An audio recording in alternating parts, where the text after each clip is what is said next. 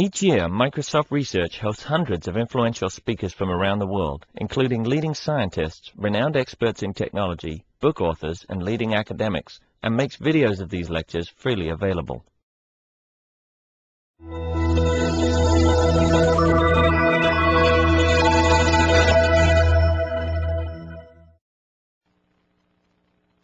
He popped out with his panicked look on his face. We're not taping properly. Okay, are we good to go, Dave? Hello. Okay, good. So thanks, it's great to be back. Like Mary said, I've been here 3 times. So I was here in 2000 with the Adaptive Systems group, 2002 with the Large Display User Experience group, and then last year with the Vibe group. So I've been tracking the evolution of that. What I'm going to do is spend the next 45 minutes or so talking about some of my work with physically large displays. I spent so much time here that some of this work is actually work I've done out at CMU, and some of it's actually stuff that I've done here. So back in the 60s, Marvin Minsky once said, "We're going to make machines intelligent. We're going to make them conscious."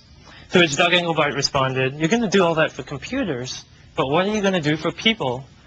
This simple exchange, I think, captures what I think is the spirit of human-computer interaction. That is, to design our machines that form our digital and physical environments so as to support human thought and action. So HCI, to me, is a call to computing that's centered around and driven by the human being. So let's take a look at sort of the larger context of how we've been moving towards human-centered computing. So in the beginning, there was hardware. Hardware was the sole focus of computer development. In fact, users of this time were the engineers dealing directly with the hardware. In the 60s and 70s, we saw the emergence of higher-level programming languages and environments. It's also during this time that we saw applications such as a spreadsheet and word processing start to pop up. What that effectively did was bring interactive computing to a wider and wider audience. So now, not only did people not have to be intimately familiar with the hardware as they used computers, they didn't even have to be programmers. Now, with this emergence of non-programming users, we shifted some of our attention to deal with the mechanical issues behind the human-computer interface. So during this time, we settled upon the keyboard, the mouse, and the monitor as our primary means of interacting with computers. Now, once we figured out the fingers and the eyes, we moved towards understanding and designing for the human mind. And there are several sets of issues we have to deal with here. The cognitive issues, or how machines affect the way we think, and the social issues, or how machines affect the way we interact with the environment, as well as with other people around us. Now, during this entire time, we've continued to develop a wide range of devices and interfaces. We've gone up essentially the same ladder. We've dealt with the hardware and software issues, and then we've dealt with some of the mechanical issues.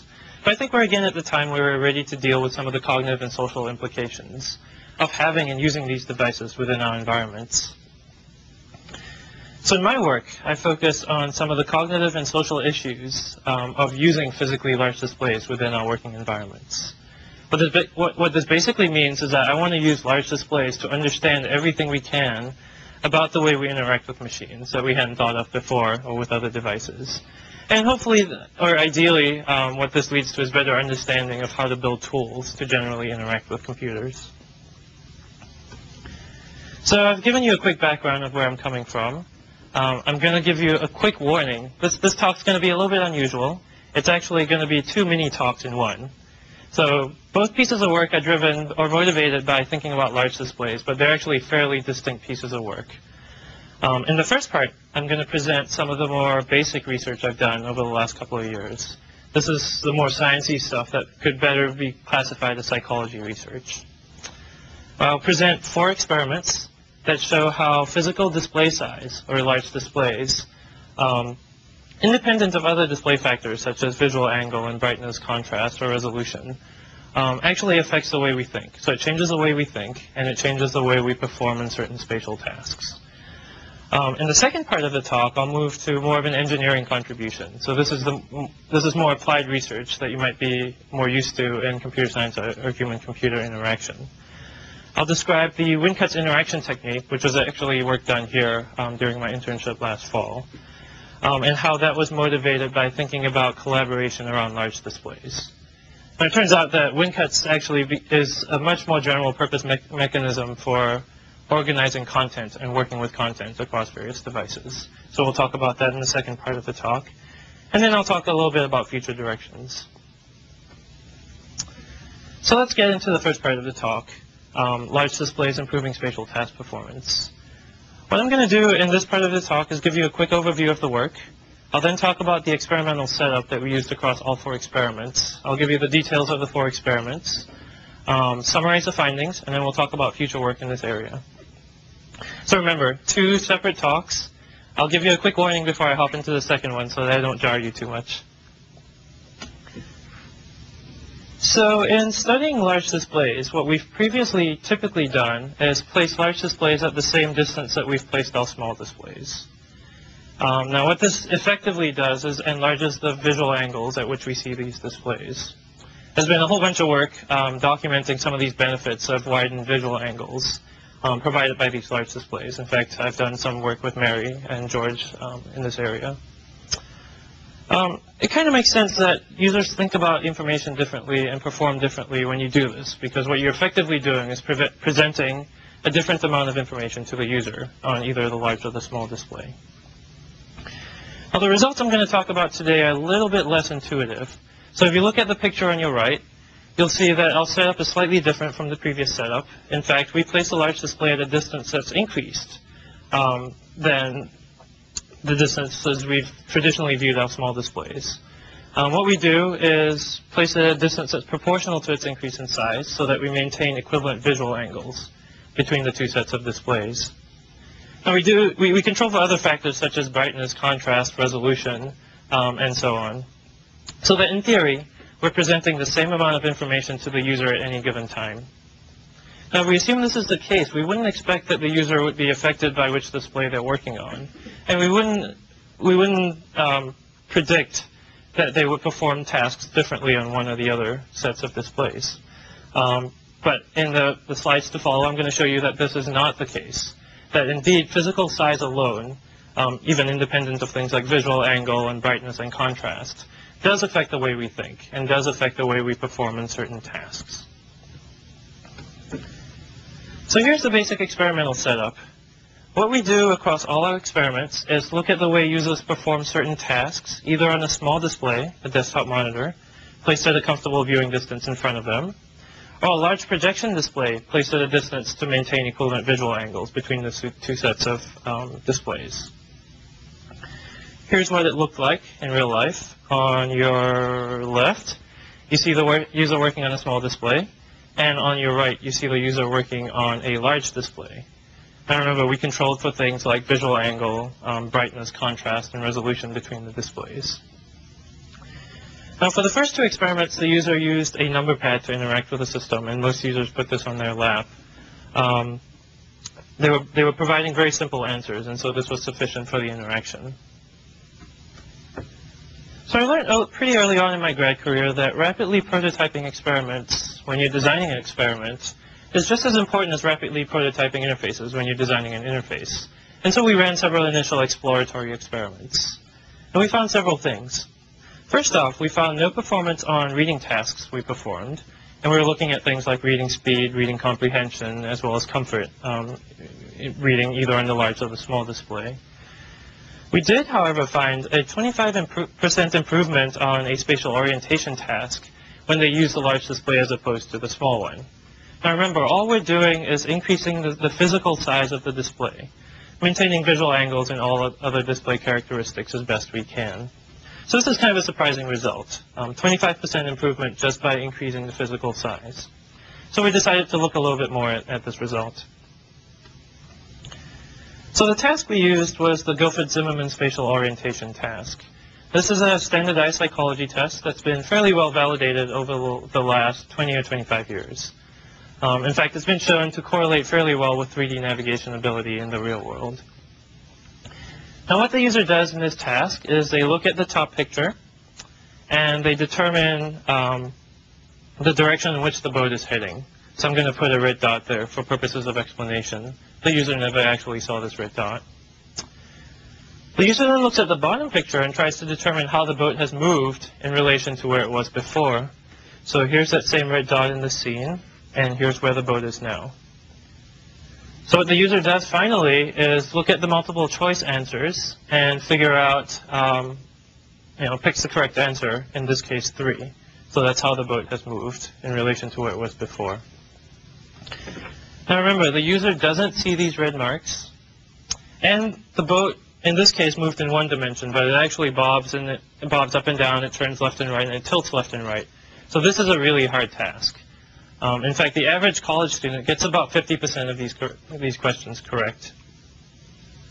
So as a computer scientist, I was initially a little uncomfortable with using this task. It's a fairly contrived task. This isn't a real-world task, and it's fairly hard to make general statements about what this task generalizes to. But it turns out that if you're starting to study some of these psychophysical phenomena, you really want to start simple and isolate some of these effects. Otherwise, you just don't know what you're getting in the end. So we went with this task. Now, there's 2 ways a user can do this task. They can pick an egocentric strategy, or they can pick an exocentric strategy. With the egocentric strategy, what the user does is imagines themselves on the boat, bobbing and rocking with the boat, in order to determine how the boat has moved in the scene. With the exocentric strategy, the user takes more of a God's eye view and treats the rotation of the boat and scene as objects rotating in space. So we went into our first experiment with several hypotheses. First, that the egocentric strategy would be more efficient than the exocentric one for the spatial orientation task. And this is a result that's fairly well supported in psychology literature. We also hypothesized that we could bias users into using one or the other of these strategies with simple instruction and training before the test itself. The second hypothesis was that when users were given no explicit strategy, that display size would serve to bias them into one or the other of the strategies. In fact, we hypothesized that the small display would bias users into a more object-centric strategy or an exocentric strategy, and the large display would immerse them more within the scene and bias them into an egocentric strategy, which we're hypothesizing that was more efficient. So here's the procedure and design. We ran 42 users, half of them female. For each of those users, we gave them one of 3 sets of instructions. So we either gave them exocentric instructions, biasing them into that particular strategy, unbiased instructions, or egocentric instructions. Now, whichever instruction set a user got, they then did 3 practice questions with feedback. And this was basically to make sure they got used to the task as well as the interface they were using. And finally, they did the test, both in the small and the large display condition in some order. Users got 5 minutes to do 30 questions in each of these 2 conditions. Now, for those of you interested in experimental design, this was a simple 3x2 design with instruction set being a between subject manipulation and display being a within subject manipulation. So here are the results. The first thing we see is a robust replication of our initial exploratory experiments. So in the unbiased case, when users weren't told to use one or the other of the strategies, they did about 25% better on the large display than on the small display. Now, all the results I'm going to describe as statistically significant. The second thing we saw was that when given the egocentric instructions, users performed about 40% better than users who were given the exocentric instructions, suggesting that this was more efficient for the task. And finally, remember our hypothesis, our last hypothesis that stated that in the unbiased case, which is the center column, users on the small display would use an exocentric strategy, and users on the large display would use an egocentric strategy. And we see that these results suggest this, with no statistical differences between these groups of users. So from experiment 1, we can say that the egocentric strategy was indeed more efficient than the exocentric one for the spatial orientation task, and that we can bias users into using one or the other of the strategies with simple instruction and training. Also, and more importantly, is that when users were given no explicit strategy, that display size would bias them into one or the other of these strategies, and hence bias their performance. In fact, the small display seemed to bias them into the exocentric strategies, and the large display seemed to bias them into the more efficient egocentric strategy. So the next obvious question then is whether or not these results apply to all spatial orientation tasks. In fact, what we're going to ask is if there are intrinsically exocentric tasks that just don't benefit from these egocentric strategies. And so we picked 3 of these. Again, these are fairly standardized psychology tests: the card test, the cube test, and the Shepard-Metzler test. Now, for each of these tests, what the user does is they do 1 or more mental rotations to determine if the 2 pictures in each question are come from the same object. So in the case of the card test and the Shepard-Metzler test, different objects were created by mirroring those objects in space. And in the case of the cube test, either incorrect letters were placed on faces of the cube or they were misoriented. So we ran 24 users, again half female. First we gave them paper-based instructions, had them do some practice questions, again to get used to the task. And then we had them do the card test, again on the small and large display conditions. So all users did both conditions in some order. They got 3 minutes for 80 questions in this test.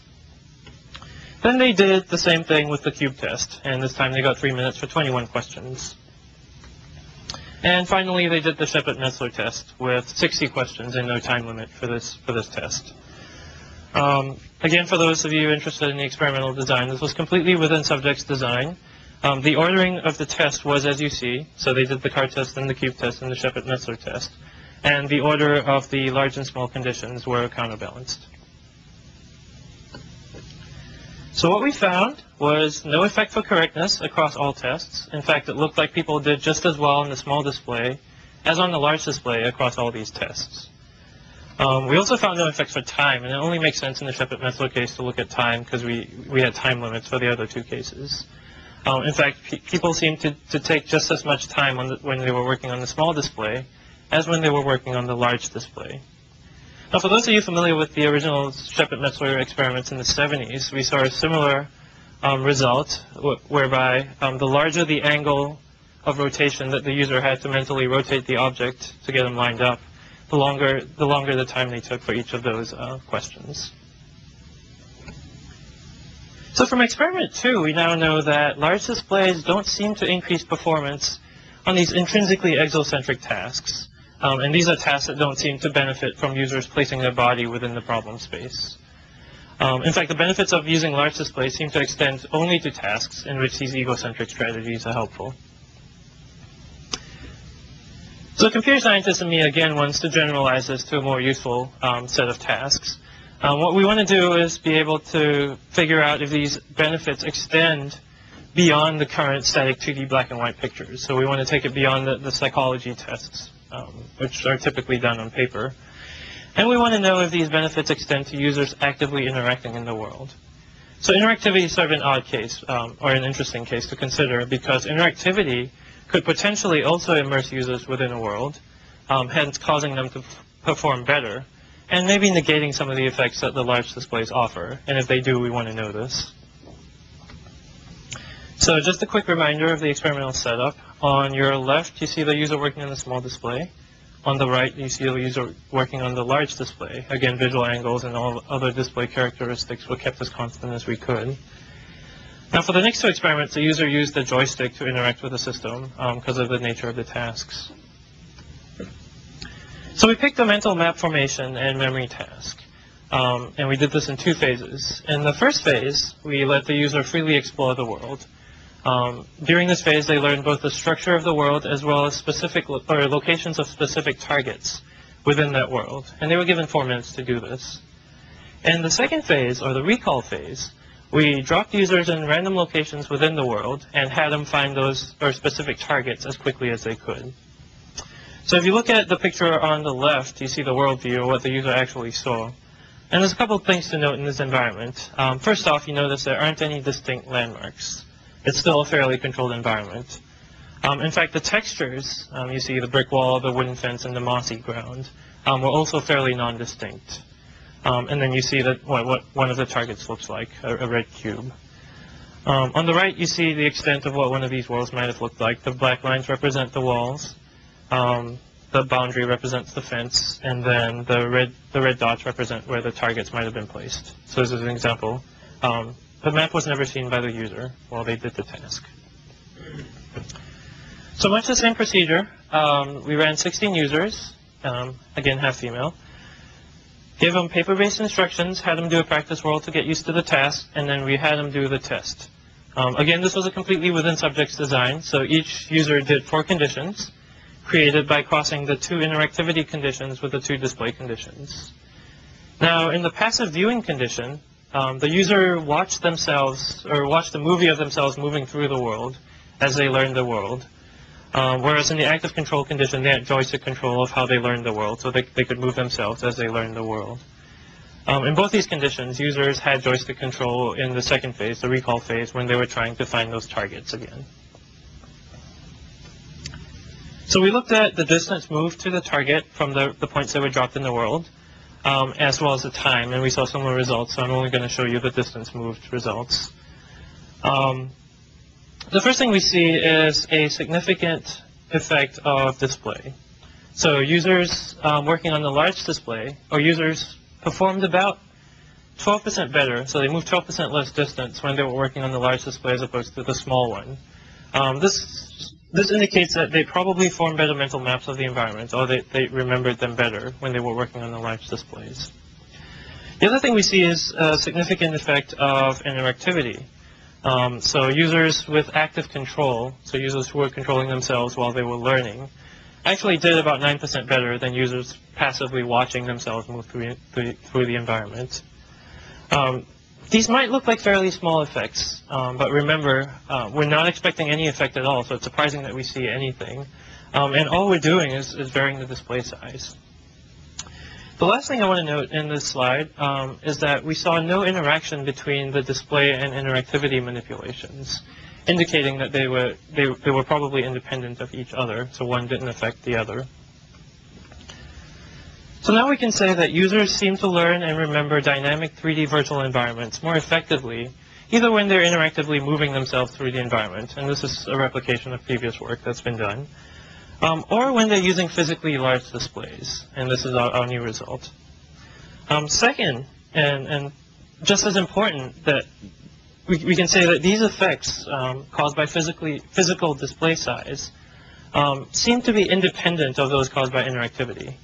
So what we can say now after this experiment is that even with dynamic 3D tasks, and even when users are interacting with the environment, that large displays offer benefits and cause better task performance in some of these spatial tasks.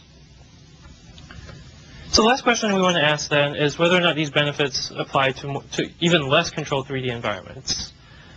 So we ran the last study using the same task. We used the map formation and memory task as before, but we used 3D environments that were crafted to be much more immersive and memorable.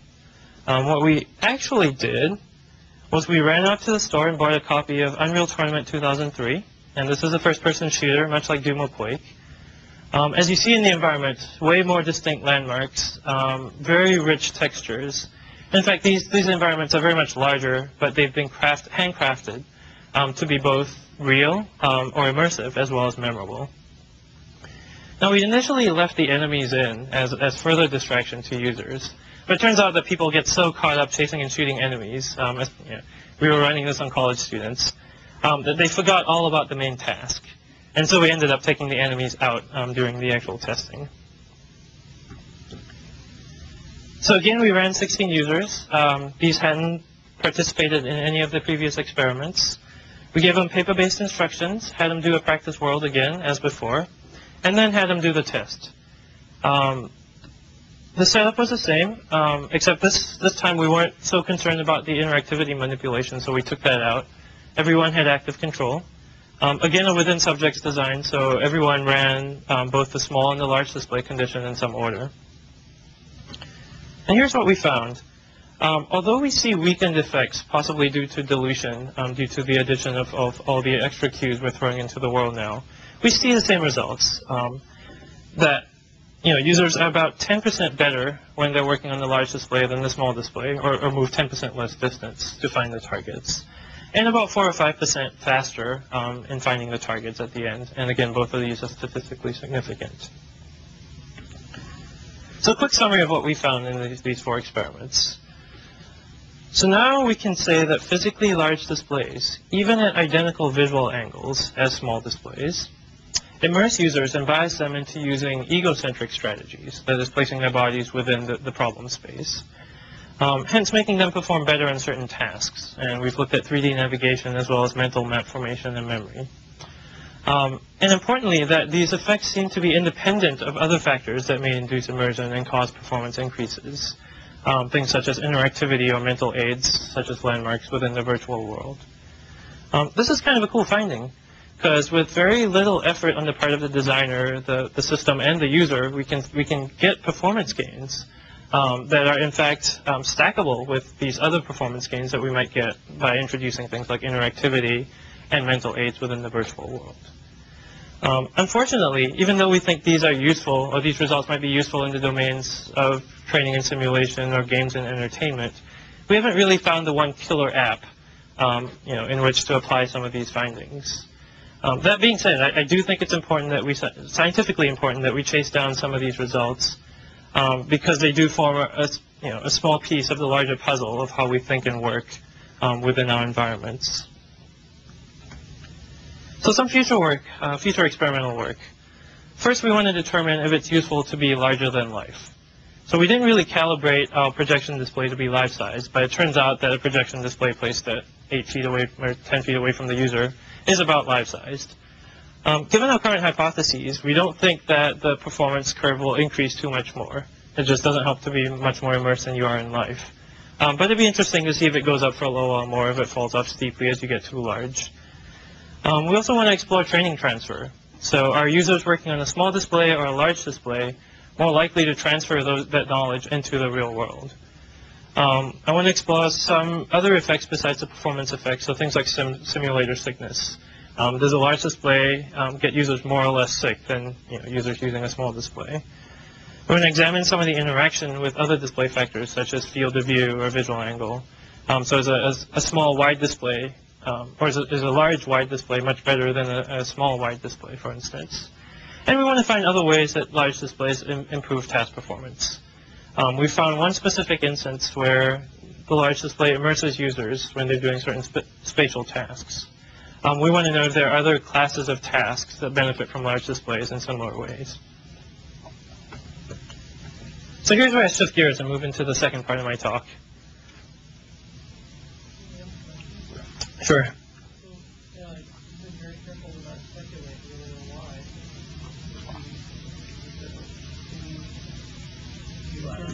Sort of set up something like that. It seems like the large display is more immersive. Is it a difference in parallel? Right, so there could be a variety of reasons. I think what you're really asking is why we perceive things as being large. Is that the question?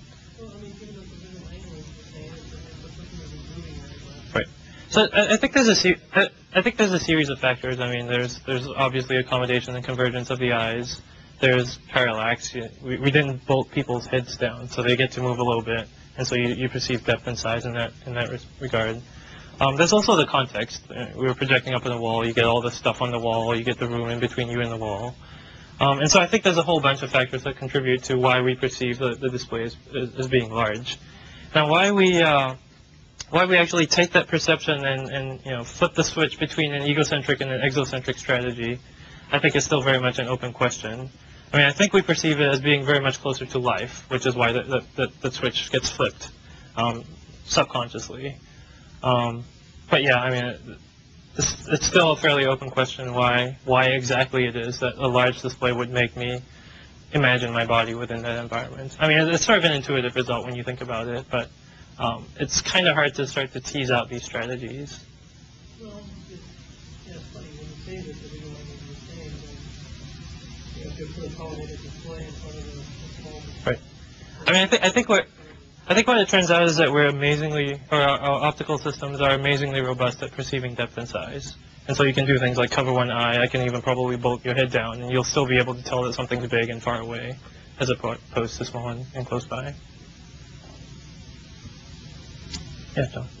I don't know if you think it's even possible. Is there any way to control the context? In other words, cover everything with black plastic. Did you do any experiments like that? We thought about doing that. Actually, Denny Profit out at the University of Virginia has done similar things. They created essentially a cone And so you block out everything in the room and you put the display either near or far. And it turns out that you still perceive the physical size of those displays fairly robustly. You could go one step further and start to take things into VR and start to play around with some of the optical cues you're providing the users. We haven't done that, but yeah, certainly be interesting stuff to try. Okay, so I'm going to move into the second part of my talk, shift gears a little bit. I'm going to talk about the WinCuts interaction technique.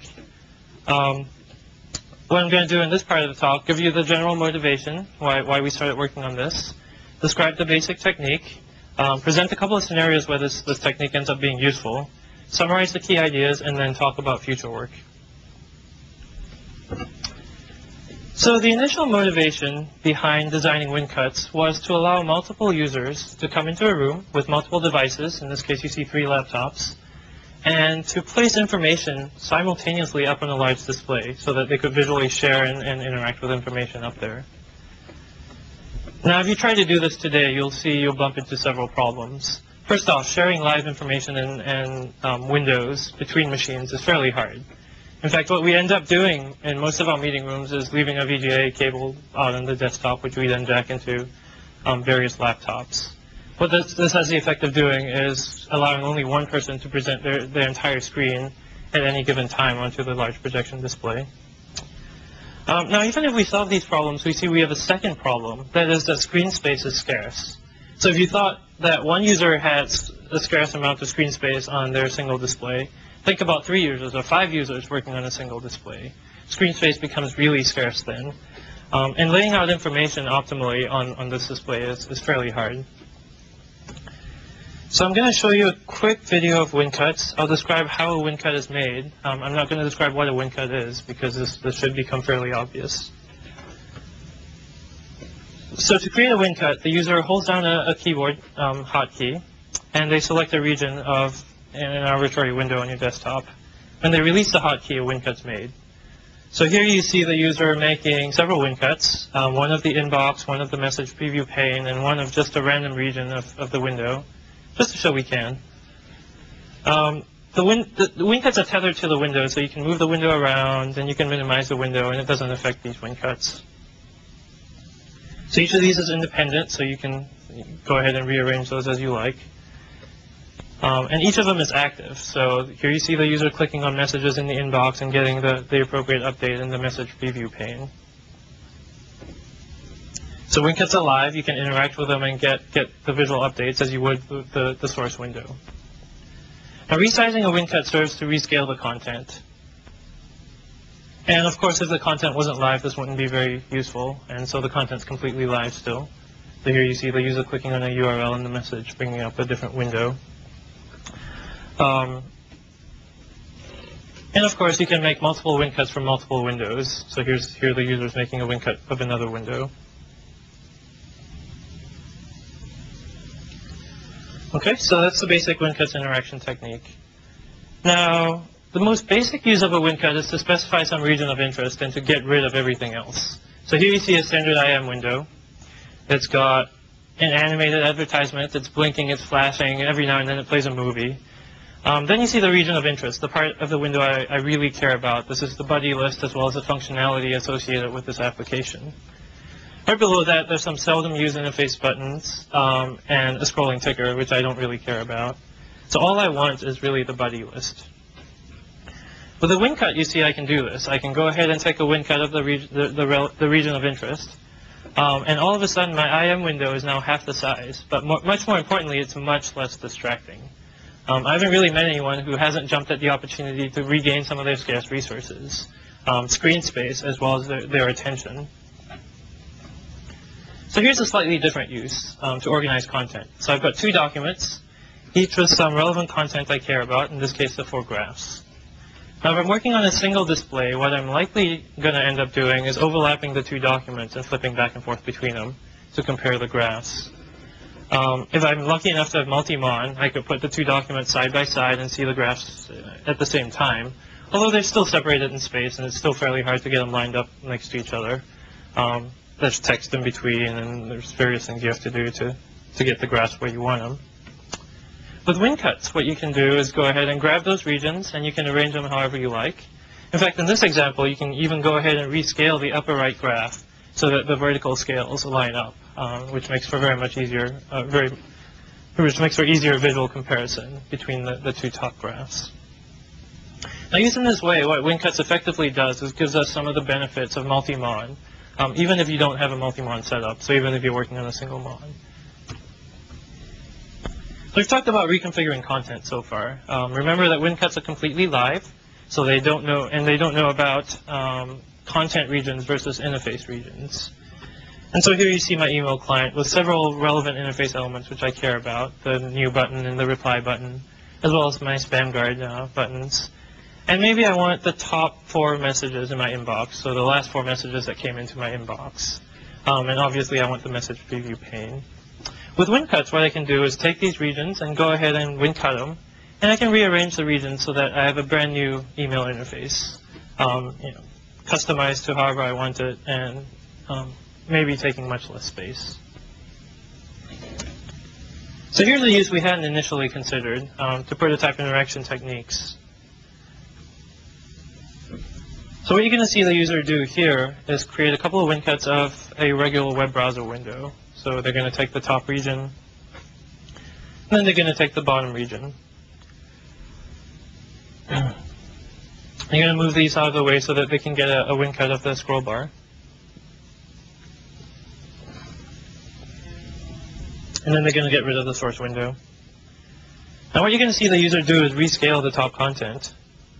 And all of a sudden they have a fisheye browser. So content at 1-to-1 ratio in the bottom part, compressed contextual content in the top region. So very, very quick way to try out different interaction techniques.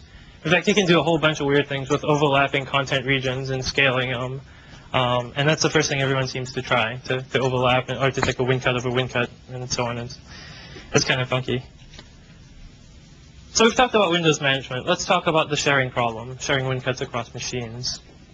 If you look at the top part of any WinCut, you'll see 3 buttons: Share, 100%, and 1-to-1. Now, clicking on 100% returns the WinCut to its original size, and clicking on 1-to-1 returns it to its original aspect ratio. Clicking on the Share button allows the user to specify a destination machine, which also has to be running WinCuts. Now, once they've done this, a copy of that WinCut appears on the destination machine, and we call these remote WinCuts. Remote WinCuts work just like local WinCuts do, except that we've currently disabled input redirection, so you can't interact with content on a remote WinCut. You can still go ahead and move it around and size it and do all the management features of a WinCut. The reason we've done this is because if you create multiple WinCuts on machines, what you end up with potentially is a conflicting stream or conflicting multiple streams of input coming back to the source machine. And we haven't really dealt with some of those issues of resolving the conflicts, so we've just disabled it for now. So here's the scenario I talked about before, sharing content up on a large display. You see the users currently have maybe three windows up, I guess, on the large display. With WinCuts, they can increase the useful information density on those large displays by only sharing regions that they care about. So they've gotten rid of either useless regions of information or even private regions, which they didn't really care to share on a large display. Now, users can continue to interact with this content on their local laptops and see the updates reflected on the large display, but remember they can't interact up on the large display. So this is a scenario we're looking at, 3 laptops sending WinCuts to a shared machine that's hooked up to a shared display. We also see scenarios in which we can totally cut out the shared display and machine, and users will find it useful to share WinCuts between each other or between their machines in a more ad hoc fashion. So a couple of potential shared WinCuts uses, and this becomes useful when we start to deal with input redirection with remote WinCuts. So even for a single user working on multiple machines, WinCuts is useful with this functionality enabled. So if I'm working on my desktop, for instance, it might be handy for me to throw tasks or windows up onto my laptop or tablet PC, either for storage or so that I can use inking functionality offered by the laptop, which I don't have on the desktop. The other thing I can do is create ad hoc remote controls on devices such as my PDA or my cell phone. So if I'm running Media Player on my desktop, for instance, I can make a WinCut of the play and stop buttons, dump those onto my PDA, and assuming my PDA remains hooked up to the network, I can then walk off with my PDA, and I can now control play and stop on my Media Player that's running on the desktop. So the key ideas behind WinCuts. First off, we define WinCuts by arbitrary window regions. Now, it's got to be arbitrary regions because we don't think that the designer can actually define what a useful chunk of information is for all users in all tasks. So we put this into the hands of the users. And we think it needs to be tethered to the window so that users can continue to do their window management like they normally would, rather than previous schemes which have tethered things like this to the screen or the display itself.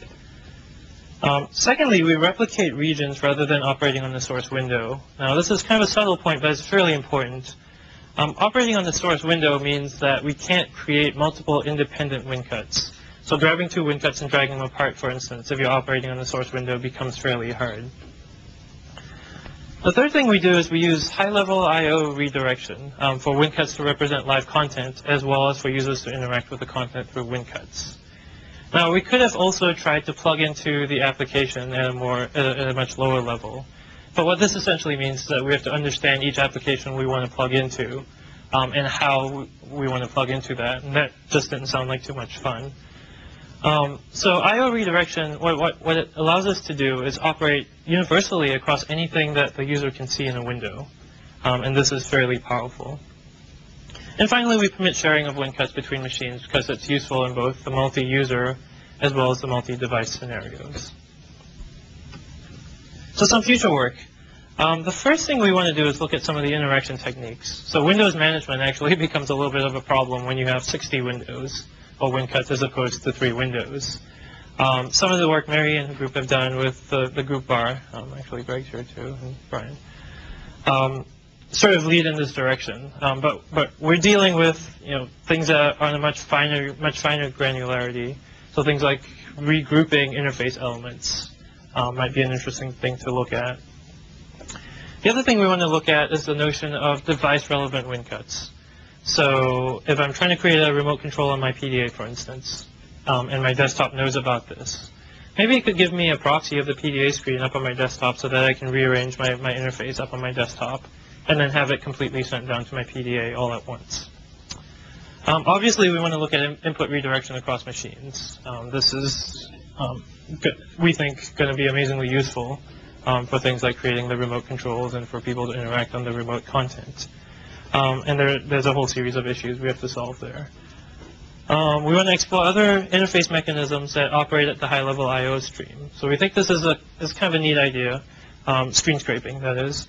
And maybe we can use things like computer vision to start to analyze some of the content we're seeing on the screen so that we can operate across all applications without actually having any knowledge or access to the underlying mechanisms. And finally, we want to do some formal evaluation of these systems.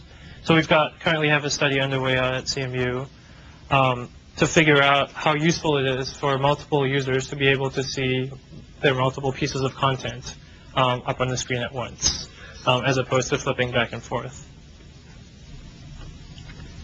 So I've talked about future work in each of the respective pieces of work. Here's sort of the general direction I see myself heading. If we look around our computing environments, we see a whole bunch of new devices. In fact, we work with all these devices every day. The current scheme is for the user to be the center of that world. In fact, I have to manage multiple streams of I/O between each of these devices. And I have to determine how my tasks are broken up between my tablet PC and my desktop, my PDA, and my cell phone. So a fairly heavy cognitive load in determining how I use these devices. What I'd really like to move towards is an environment in which I can treat all my devices as a single computing entity. More importantly, I want to treat them as if they had a single interface so that I only have to manage one I/O stream.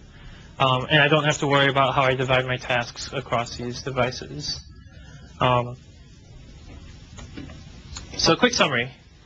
I've given you a quick background of where I'm coming from. I talked about some of the basic research I've done, how large displays improve or affect the way we think and improve performance on certain spatial tasks.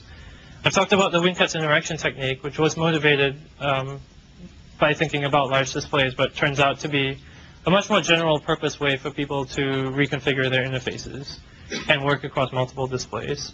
And I've given you a quick taste of where I see myself headed in the next couple of years. A couple of quick acknowledgements. Randy Pausch, my advisor, Jessica Hodgins, Scott Hudson, and Mary Chawinski, the rest of my thesis committee. All the folks at MSR that I've had the chance of working with, and that's not really all of them. But Denny Proffitt, who's a perceptual psychologist at the University of Virginia in his lab, as well as all the folks out at CMU. Obviously, I want to thank Microsoft Research and A-Star out in Singapore for funding me through my school, as well as Darkbrand and NSF, who have also provided funding. And I thank you for your attention.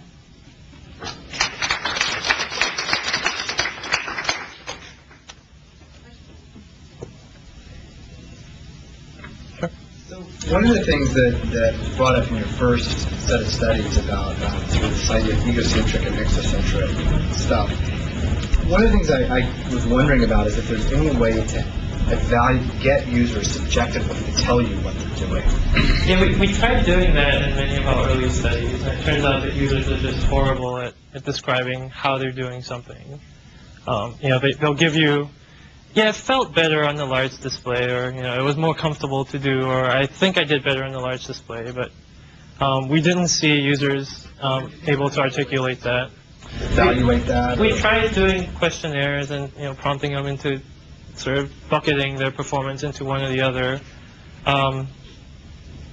We had mixed results. That is because you make the leap to say that, well, the reason why this performance is here is because of its egocentric. Right. So all the evidence certainly points in that direction, but we don't have the results are descriptive rather than suggestive rather than descriptive.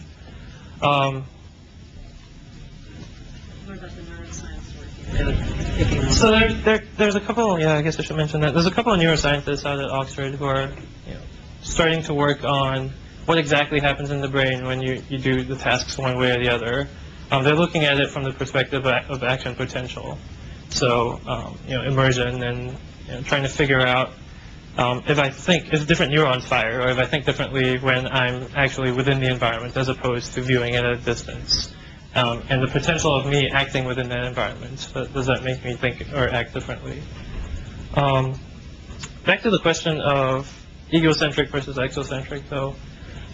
We thought hard about how we could exactly tease that out, and we tried all sorts of subjective things, and some of the results correlated with the performance results, and some didn't. I think the firmest thing we do have is the correlation of manipulations in the first experiment of performance to strategy they're taking. Again, that's suggestive, and that's in light of lack of a better explanation.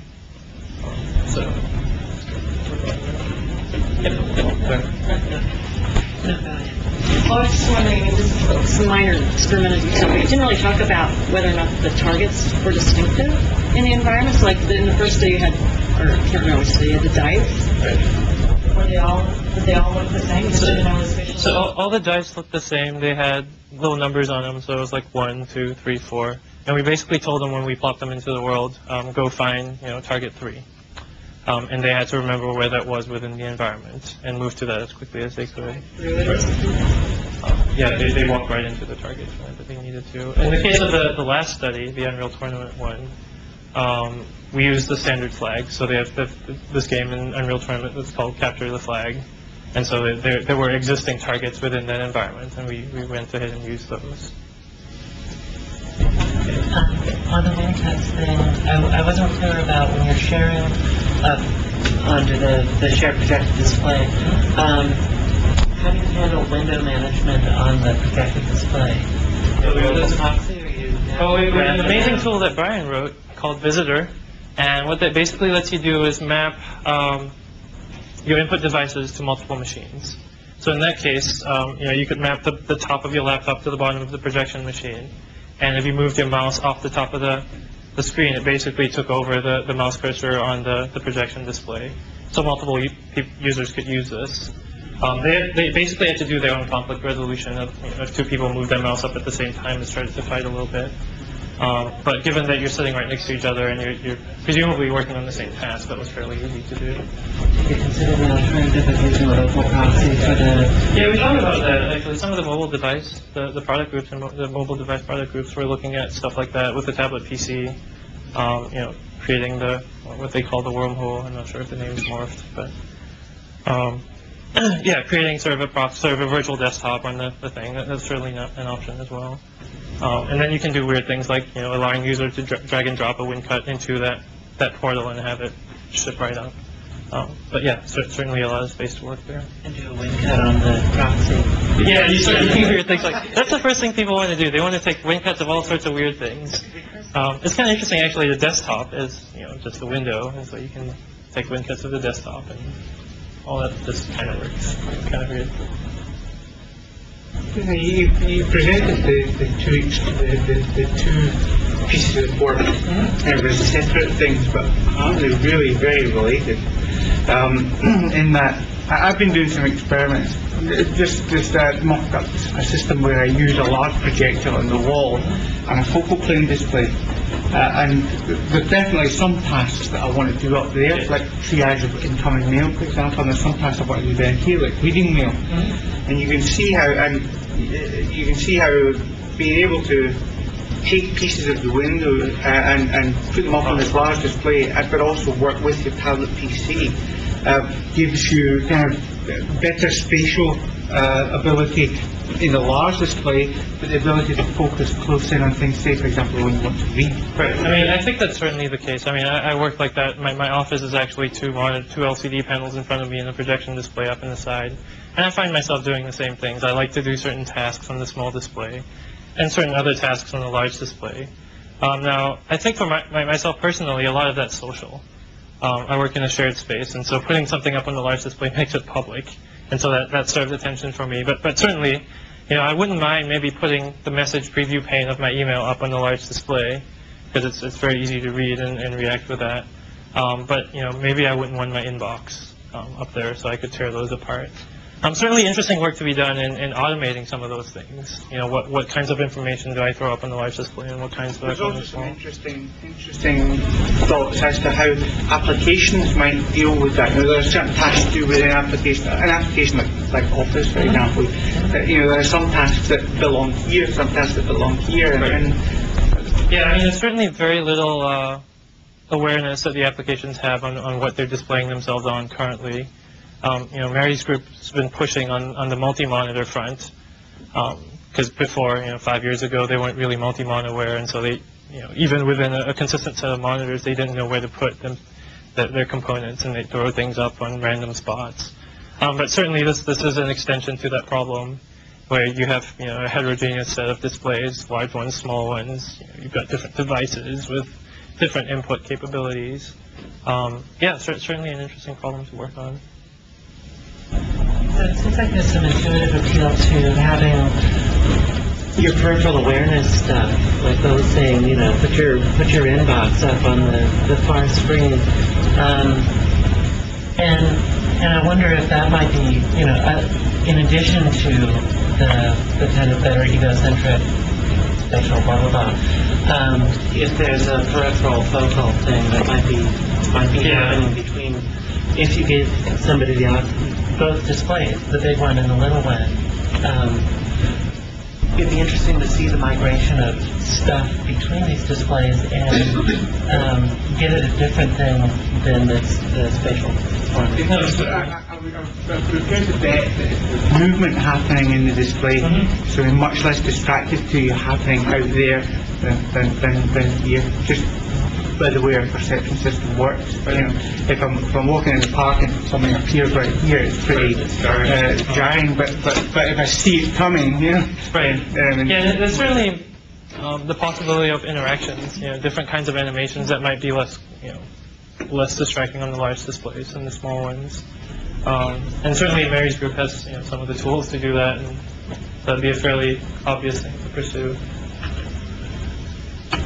This is a kind of a small thing, but just from what you're saying about using this to kind of rearrange existing interfaces, it seems like it'd be nice to be able to have like palette windows, or just be able to group them into logical. I mean, like I always complain that I can't see my calendar and my email without opening two entire separate outlooks. And yeah, so I've kind of bunched those into what I call the Windows interaction techniques.